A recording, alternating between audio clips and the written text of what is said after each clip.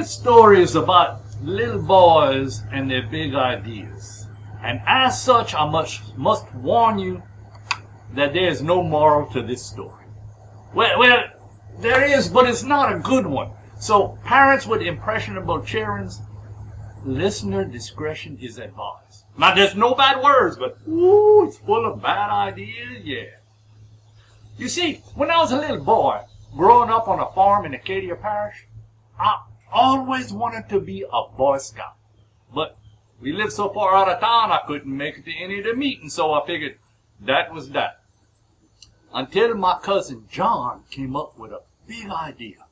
He got a hold of a 1954 edition of the Boy Scout Handbook, and he said we could build our own Boy Scout club, and that's just what we did. We called ourselves the Swamp Hogs, and we was just like the Boy Scouts, except we didn't have no uniforms. And we didn't have no adult supervision, and we didn't make no promises to be good boys. And that lent an element of danger to the program that we kind of enjoyed. Well, now, seeing as how we had a new club, we figured we needed ourselves a clubhouse. Now, there were already a bunch of barns on the farm, but they were already occupied with animals or equipment. No, my cousin John had the big idea that we could build our own clubhouse.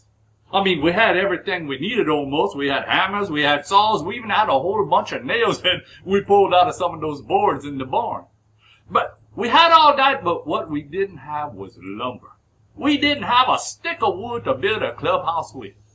Now, I mean, Papa never noticed a few nails going missing from a barn, but oh, did he pay attention when a few boards went missing from the barn. So after we put them all back, we were right back to where we started. Until my cousin John had a big idea. Now, let me tell you about my cousin John, because me and him, we just alike. Oh, you never saw one of us without the other. And when you saw us both together, you knew something was up. But that's because we were big idea kind of boys, you know? Oh, we had some great idea. Well, truth be told, John had all the big ideas, and I was mostly in charge of execution. And I considered myself successful as long as one of us didn't wind up in an emergency room somewhere. And I was doing okay. I mean, you meet some nice people in the hospital, I want to say. Well, anyway, John had this big idea. He said, let's go to Skeets. I said, Skeets? Next door? He said, yeah. You see, Skeets had the farm right next to ours. And I mean, you could say we were next door neighbors, but our doorways were about a mile apart. So he said, let's go. So we get in his daddy's pickup truck, and we drive up to the top end of our property. Okay, I'm going to stop right here because I want you to understand what I just said. I said, we got in his daddy's pickup truck, and he drove to the top end. You see, at the time, I'm 11 years old, and John is all of 10. And as you may or may not know, a 10-year-old driving a pickup truck is not an approved Boy Scout activity. But we wrote it into the bylaws of the Swamp Hog, so we was covered. Well, anyway, we sitting there at the edge of our property, and I'm looking over at this old barn, look like a strong wind could come blow it over, and I said, you want to get lumber from that? And Cousin John said, no, look over there. Y'all, when I looked, it was paradise. They had a pile of lumber that was taller than me with enough wood in it to build, 14 clubhouses. And we knew there's not a soul on this earth that would notice if 1/14 of that wood went missing. And we would have liberated it right then and there, except for one thing. Big Jim. Now, we didn't know if his name was Jim, but looking at that man right there, he was a giant. Now, we figured Big Jim worked for Skeets, but what we didn't know if he would be agreeable to our clubhouse plans, and quite frankly, that was not a theory we were willing to test. So we said we're going to wait till Big Jim's not around. Looked like Big Jim was always around. I mean, we go early in the morning, Big Jim's there. Go late at night, Big Jim's there. Daytime, nighttime, Saturday, Sunday. I said, don't this man have a family to go home and take care of?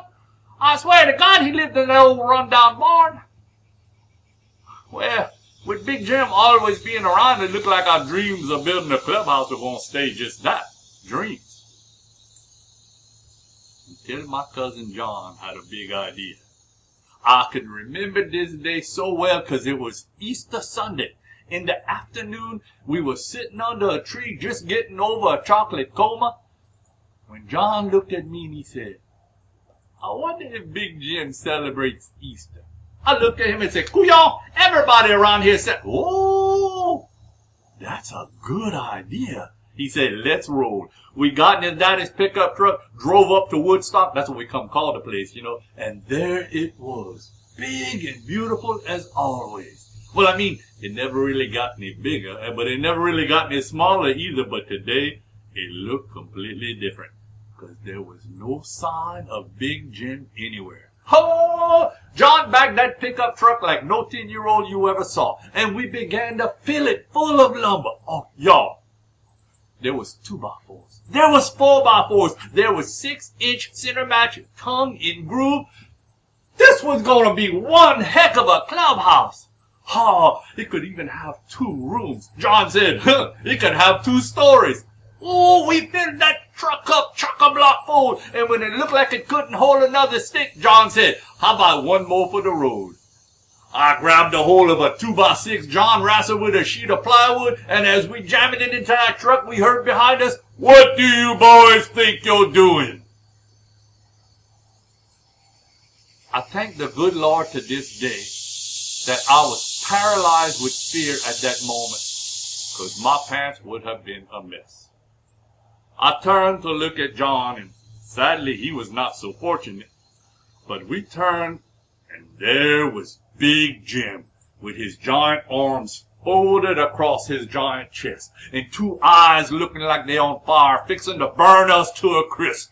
Well, I jumped into action and do what I always do when I'm faced with a situation like this. I opened my mouth before I even know what I'm going to say.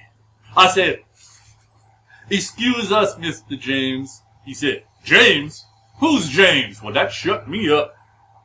But not for long. You see, deep in the brain of every animal, there's a little place called instinct. And when you corner a wild animal, that instinct sparks, and it makes that animal fight its way out of that corner. Well, I got instinct, but I'm also blessed with enough intelligence to realize that in no kind of fight, fair or otherwise, am I ever going to get the best of Big whatever his name was. So when my instinct kicked in, it set off a spark. And that spark grew brighter and brighter until it blew up into a full-blown idea. And my mouth went off again, completely unencumbered by rational thought. And I said, I'm sorry, sir. My cousin and I here, we was up to no good. And Big Jim said, oh, really?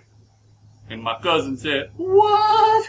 I said, yes, sir. You see, my daddy told us we had to get rid of all this lumber in the back of this truck, and we didn't know what to do with it. But when you saw you already had a pile started, we figured nobody would notice if we dumped ours on top of yours. And I swear to God, that big man looked like he was about to laugh, but he fixed his face real quick and he said, I tell you what, you put your wood back on your truck and get out of here, and maybe I won't tell anybody about this. And that's just how my big idea saved our clubhouse. Now, how we burnt it down, that's a whole different story. Stay tuned.